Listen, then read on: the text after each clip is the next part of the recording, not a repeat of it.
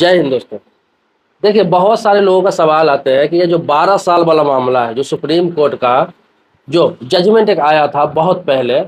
लगभग ये मैं आपको बता दूं 2019 की बात है, 18-19 की बात है। तो उसमें क्या कहा गया था कि 12 साल अगर कोई व्यक्ति किसी के जमीन पर काबिज रह जाता है तो उस जमीन पर उसका मालिकाना हक हो जाता है। ये 2018 और 19 में नहीं, उसके बाद भी कई जजमेंट आया। तो इसमें क्या है कि बहुत सारे लोग के मन में कंफ्यूजन हो गया कि 12 साल सही में किसी के जमीन पर कोई कब्जा कर लेने से वो उसका मालिक हो जाता है या फिर मालिकाना हक मिल जाता है। तो बहुत सारे लोगों का सवाल ये आया कि क्या ये पैतृक संपत्ति पर भी लागू होता है, क्या यह खानदानी संपत्ति पर भी लागू होता है। जैसे आपके पिता के नाम से संपत्ति है, आपके दादा के नाम से संपत्ति है, आपके परदादा के नाम से संपत्ति है, मतलब आपका पैतृक जमीन है, पैतृक प्रॉपर्टी है, पैतृक संपत्ति है, जिसे एंसेस्टर प्रॉपर्टी कहते हैं। तो क्या आप बाहर रह के काम करते हैं, जैसे दिल्ली, मुंबई, कोलकाता, चेन्नई, आप देखते होंगे बाहर बाहर बड़े बड़े शहर में लोग अपने गांव छोड़ के रह के वहाँ पे काम करते हैं। और घर पर क्या होता है, उनका भाई है, चाचा है, खानदान के लोग हैं, रिश्तेदार है, वो लोग रहते हैं वहाँ पे।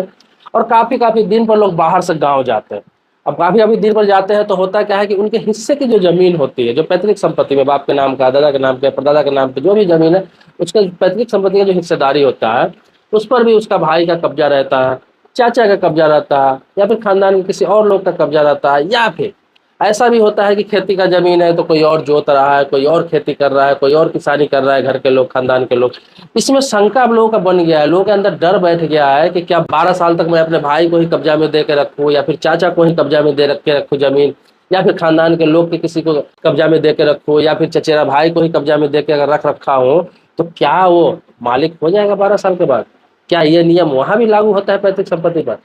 मैं पूरी बात बताने जा रहा हूँ, मैं सारी चीज जितने बात बताया हूँ सबका आंसर बहुत ही कम समय में देने जा रहा हूँ। पूरे वीडियो में आप बने रहेंगे। आगे बढ़ने से पहले रिक्वेस्ट करूंगा, वीडियो को लाइक करिएगा। मन में कोई सवाल प्रश्न आएगा तो आप भी कमेंट बॉक्स में जरूर लिखेंगे, आपके सवालों पर भी इसी प्रकार से वीडियो जरूर बना दूंगा।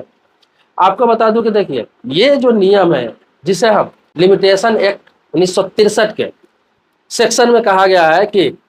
इसमें किसी के जमीन पर कोई काबिज रहता है तो मालिकाना हक सही में हो जाता है। 12 साल तक अगर वो काबिज है, वहाँ पे कोई डॉक्यूमेंट्स बना लिया, उस एड्रेस, वहाँ के एड्रेस प्रूफ बना लिया, बिजली बिल बना लिया, आधार कार्ड बना लिया, या फिर वोटर आईडी कार्ड बना लिया, जनगणना करा लिया, अगर 3-4 प्रूफ बना लेता है जिससे वो साबित कर सके कि इस पर मैं 12 साल से रेगुलर हूँ,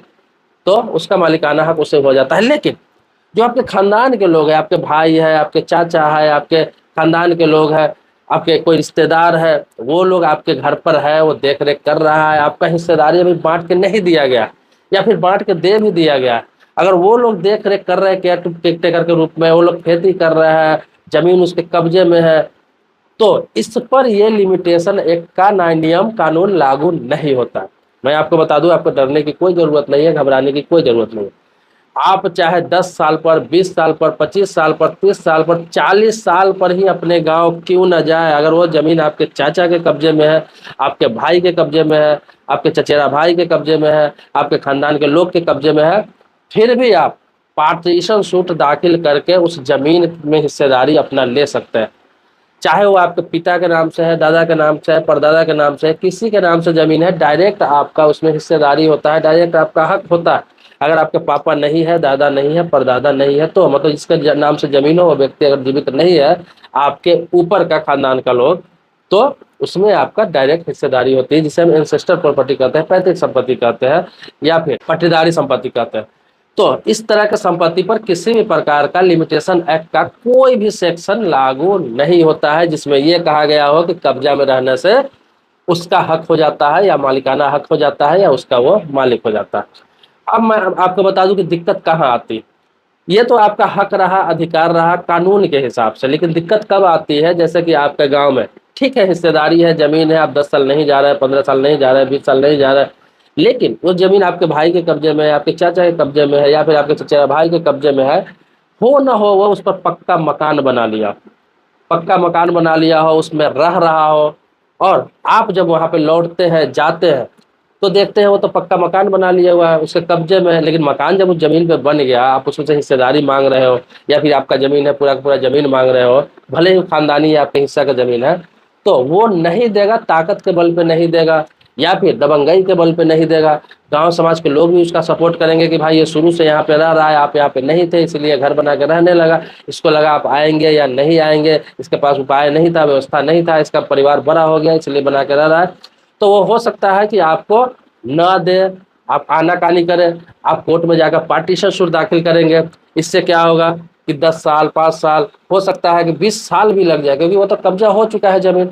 नियम कहता है, कानून कहता है कि वो जमीन आपको वापस मिलना है और मिलेगा ही मिलेगा, लेकिन इसके लिए आपको लड़ना पड़ेगा, बहुत लंबी लड़ाई लड़ना पड़ेगा। तो आप जानते हैं कि मैं जागरूकता से संबंधित वीडियो बनाता हूँ, अवेयरनेस से संबंधित वीडियो बनाता हूँ। तो मैं आपको पहले ही बताना चाह रहा हूँ कि ऐसे कोई भी लोग अब है जो बहुत सारे पहले ऐसे कांड हो चुका है, उसका बात तो करेंगे बाद में, आप सवाल करेंगे उस हिसाब से करेंगे, लेकिन अभी बता रहा हूँ कि ऐसे कोई लोग हैं जो बाहर में रह रहे हैं, बाहर में रह के काम कर रहे हैं, दिल्ली मुंबई कोलकाता चेन्नई कहीं भी, बेंगलोर हैदराबाद कहीं रह के काम करते हैं, मजदूरी करते हैं, कोई जॉब करते हैं, और गांव में उसका घर पड़ा हुआ है, जमीन पड़ा हुआ है, चाचा के अंडर में दे रखे हैं, भाई के अंडर में दे रखे हैं, या फिर किसी खानदान के लोग के अंडर में दे रखे हैं। तो मैं आपको बता दूं, अपना हिस्सेदारी किसी भी हालात में पहले क्लियर करके रखे। बहुत सारे लोग सोचते हैं कि भाई है उससे बंटवारा के लिए बोलूंगा तो बुरा मान जाएगा, चाचा है उसको बंटवारा के लिए बोलूंगा तो बुरा मान जाएगा, खानदान के लोग हैं उसको बंटवारा के लिए बोलूंगा तो बुरा मान जाए। मैं आपका बता दूं कि सबसे बड़ा विवाद का जड़ यही है। आप अगर उम्र आपकी कुछ भी है, आप गांव में नहीं रह रहे, घर पर नहीं रह रहे, भाई के साथ में नहीं रह रहे, चाचा के साथ में नहीं रह रहे, कहीं और रह रहे, भले ही ज्वाइंट फैमिली है, खाना एक जगह चल रहा था, सब कुछ एक जगह चल रहा था, लेकिन आप बाहर रह रहे हैं, आप 2 साल पर आएंगे, 4 साल पर आएंगे, 5 साल पर आएंगे, इसका मतलब ये हुआ कि आप अगर नहीं आएंगे 10 साल 5 साल, तो वो लोग कब्जा भी कर सकता है, घर भी बना लेगा, आपको पता भी नहीं चलेगा। बाद में हिस्सादारी होगा, लेकिन 10 साल 20 साल आप लड़ेंगे कैसे बाहर में रह के? आप उलझ जाएंगे इसमें, बहुत सारी लड़ाई लड़ना पड़ेगा, पता चलेगा जितने की संपत्ति नहीं उतना खर्च करना पड़ेगा। तो कानून भी उसी के लिए बनाया गया। कोई भी कानून, लोग कहता है कानून खराब, कानून उसके लिए बनाया गया था जो इंसान सावधान रहे, सतर्क रहे, उसके लिए कानून लागू होता है। लापरवाह के लिए किसी प्रकार का कोई कानून लागू नहीं होता। तो आपको लापरवाही नहीं करना है। अगर आपको लगता है कि मैं बाहर में ही मेरा जॉब लग गया, मैं साल में 2 साल में 3 साल पर ही गांव जा पाऊंगा, या 6 महीना में ही गांव जा पाऊंगा, रेगुलर मैं नहीं जा पाऊंगा हर महीना या 2 महीना 3 महीना 4 महीना पर, तो गांव में जो आपका हिस्सेदारी है, जो हक है, चाहे चाचा से है, भाई से है, किसी से भी है, खानदान के लोग से है, वो अपनी हिस्सेदारी ले ले। आप अगर खेती का जमीन है तो आप उसे किसी को एग्रीमेंट करके खेती के लिए दे दे, किसी थर्ड पार्टी को। या फिर अगर घर बनाने का जमीन, अगर घर बनाने का जमीन है तो उसको बाउंड्री कर ले, और बाउंड्री करके अपना गेट लगा के अपना ताला मार के चले जाए। हर साल आते रहे, जब अपने नाम से अलग हिस्सेदारी आप करा लेंगे, हर साल वहां जाते रहे, साल में एक बार जाके जरूर अपने नाम से रसीद कटाते रहे उस जमीन का। जब अपने नाम से आप करा लेंगे उसे, तो अपने नाम से रसीद कटाते रहे। अगर अपने नाम से ना भी कराए हुए हैं, खानदान की जमीन है और आपको हिस्सेदारी मिला हुआ है, तो अपने जमीन को बाउंड्री अपनी हिस्सेदारी के करा ले, और वो देख रेख करते रहे, जाकर साल में एक बार 2 साल में एक बार गांव के कोई लोग हैं जो आपके जानने वाले हैं, उनके कह के रखे कि कभी कोई कब्जा करने की कोशिश करे, कोई एंट्री करे, तो मुझे इन्फॉर्मेशन करते रहे। तो आपको ध्यान रखना है, सावधान रहना है। कानून तो बहुत कुछ कहता है, संविधान तो बहुत कुछ कहता है कि आपको हर चीज की आज़ादी है, आपको ऐसे ले सकते हैं, वैसे ले सकते हैं, लड़के ले सकते हैं, लेकिन आपको बता दूं कि अपने देश में, आपको बता दूं, सिविल कोर्ट से लेकर सुप्रीम कोर्ट तक सबसे ज्यादा मामला जमीन विवाद से संबंधित आता है, और इसमें लोगों की लापरवाही सबसे ज्यादा होती है। लोगों की लापरवाही सबसे ज्यादा होती है। मैं आपको बता दूं कि अगर आप 2 भाई है, 3 भाई है, 4 भाई है, अलग अलग काम कर रहे हैं, अलग अलग कमा रहे हैं, अगर मान लीजिए कि पिता के नाम से प्रॉपर्टी है, पिताजी नहीं है, तो स्वेच्छा से, ये नहीं कि लड़ाई करना है, आपको झगड़ा करना है, आपस में संबंध अच्छा बना रहे, स्वेच्छा से आपस में मिल बैठ के जमीन जो है, प्रॉपर्टी जो है, उसकी बंटवारा कर लेना चाहिए। भले ही वो एक जगह ही रहे, लेकिन कागजी रूप से बंटवारा करके आप लोगों को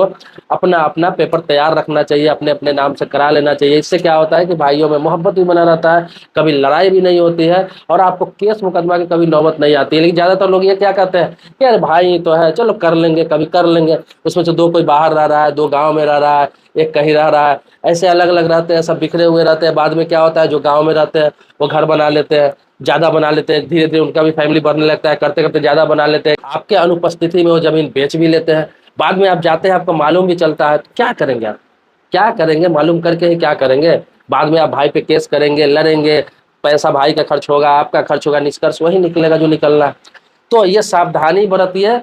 और दूसरा क्या करिए कि आप भाइयों में, अगर आपके पिताजी के नाम से जमीन है, पिताजी अगर नहीं रहे, तो आप तत्काल प्रभाव से कोशिश करें, 1 महीना में हो, 2 महीना में हो, चाहे 1 साल में हो, सभी भाई मिल बैठ के अपना अपना हिस्सेदारी अपने अपने नाम से जरूर करा लें। उसके बाद आप कहीं रहे कहीं कमाए कोई दिक्कत नहीं आती है। आपके नाम से जमीन होता है तो जब आपके नाम से क्लियर जमीन हो गया तो आपका भाई बेच भी नहीं सकता उस जमीन को, उस जमीन पर कब्जा भी नहीं कर सकता, उस जमीन को किसी प्रकार से गलत तरीके से इस्तेमाल भी नहीं कर सकता है। अपना हिस्सा लेके अपना बाउंड्री करा लीजिए या फिर अपने हिस्सा का है उसमें घर बना लीजिए। अब बहुत सारे लोग मन में ये होगा कि खेती की जमीन उसका क्या करते हैं, मैंने आपको बताया पहले, फिर से बता देता हूँ कि उसको आप एग्रीमेंट करके किसी थर्ड पार्टी को आप खेती करने के लिए दे सकते हैं, किसानी करने के लिए दे सकते हैं। तो अब बोलेंगे कैसे दे सकते हैं एग्रीमेंट करके, तो किसी को भी 2 साल या 3 साल के लिए एग्रीमेंट करके आप दे दें कि इतना दिन आप खेती करेंगे, इसके बदले आप 50% अनाज मुझे देंगे। या फिर ऐसा होता है कि आप गांव में नहीं रह रहे हैं, आपका कोई जानने वाला नहीं है, तो आप इसको एग्रीमेंट कर सकते हैं कि मैं इतने पैसे लूंगा, हर साल आपको 3 साल तक मैं खेती करने के लिए ये जमीन दे रहा हूँ। और क्या करें कि हर 3 साल पर आप